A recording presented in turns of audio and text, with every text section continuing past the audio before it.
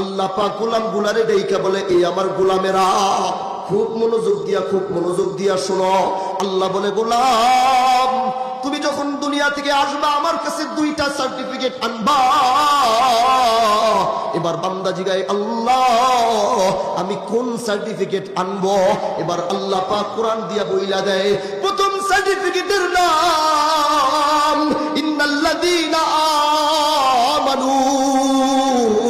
প্রথম সার্টিফিকেটের নাম হইল ঈমান। আল্লাহ বলে, বান্দা ইন্নাল্লাযীনা আমানু, প্রথম সার্টিফিকেটের নাম হইল ঈমান। আর দ্বিতীয় সার্টিফিকেটের নাম কি? এবার আল্লাহ পাক বলে, ইন্নাল্লাযীনা আমানু ওয়া আমিলুস সালিহাত।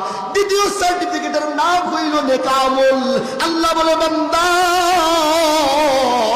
তুমি যদি এবার দুইটা সার্টিফিকেট আনবা, এবার তোমার সাথে আল্লাহ কয়, বান্দা এবার আল্লাহরে জিগায়, আল্লাহ আমি যদি দুইটা সার্টিফিকেট আনবো তো আমার জন্য কি হবে? এবার আল্লাহ বলে, ইন্নাল্লাযীনা আমানু ওয়া আমিলুস সালিহাত কানাত লাহুম জান্নাতুল ফিরদাউসি নুজুলা। বান্দা তুমি যদি দুইটা সার্টিফিকেট আনবা, আমি আল্লাহ তোমারে জান্নাতের মেহমান বানায়া দিব।